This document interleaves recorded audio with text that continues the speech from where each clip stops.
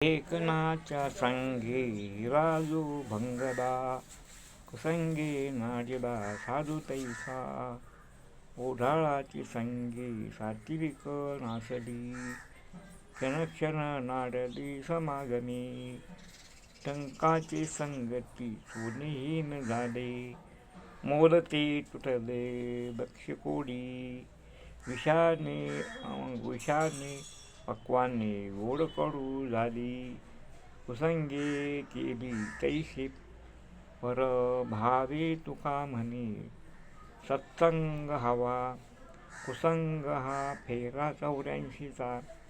या अभंगामधून तुकाराम महाराज हे संगतीचा परिणाम सांगतात. संगत संतन की करले संताची संगती मनोमार्गती अकळावा श्रीपती येणे बनते. संतांची संगती करा, कारण संत हे सज्जन असतात. संत हे सभ्य मार्ग चांगला मार्ग दाखवणार असतात. एक उदाहरण देतात.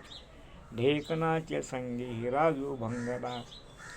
हिरा एवढा कठीण असतो, परंतु ढेकणाचा संग जर भेटला, ढेकणाचे संग जर झाला तर तो हिरा असणारा भंग पावतो. वास्तविक हिरा जो आहे, हिरा ठेविता ऐरणी वाचे मारिता जो घनी. हिरा आणि ऐरणीवर ठेवला आणि घनानं जरी मारलं तर तो फुटत नाही, हिरकणी फुटते. हिरकणी ते हिऱ्याला बाहेर काढते.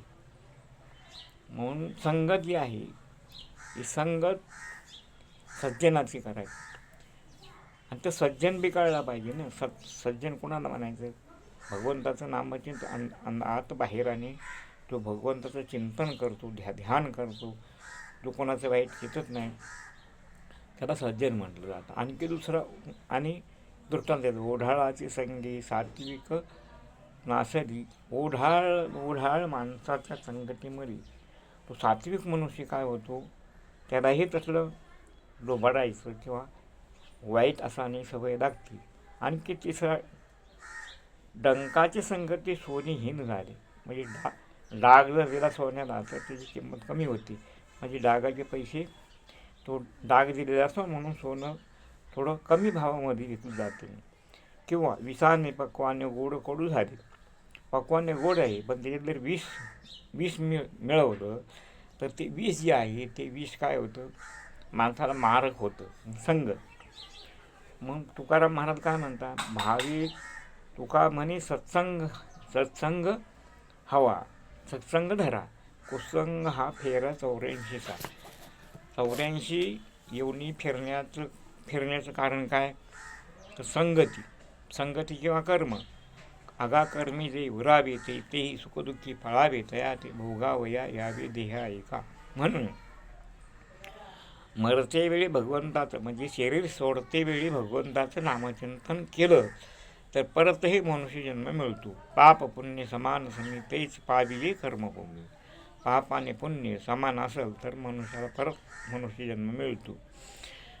पाप वाईट असेल तर अधोगती, पुण्य असेल तर स्वर्ग. मग तयासून पुण्याची पावटी सरी सभेची इंद्रपणाची उठी उतरे येऊ लागते माघारे मृत्यू लोका. म्हणून स्वर्गाचाही का उपयोग नाही. पुण्य संपल्यानंतर परत आणि काहीतरी अधोगती म्हणजे खाली योनीमध्ये जन्म घ्यावा लागतो. म्हणून काय तुकाराम महाराज संत काय म्हणतात की, घेईन ने जन्म याद साठी देवा तुझी चरण सेवा साधावया. मी जन्म घेईन पण भगवंता तुझं भक्ती करण्याकरता, समाजाला मार्ग दावण्याकरता मी वैकुंठवासी आलो याची कारणाची बोध दे जे ऋषी सातवावे वर्षाया. म्हणजे आम्ही वैकुंठातले परंतु झाडू संतांचे मार्ग आढळा आणि भरले उत्कृष्टाचा भाग शेषे उरला तो शेव. सामान्य माणसाला आम्ही आचरण करून मार्ग दाखवण्याकरता आम्ही जन्माला येऊ. साधू संत स्वतः भक्ती करतात, स्वतः दानधर्म करतात, स्वतः आचरण करतात आणि समाजाला ते शिकवतात. स्वतः दुःख सहन करून दुसऱ्याला सुख देणं हे नाव आहे संत रामकृष्ण हरी. आता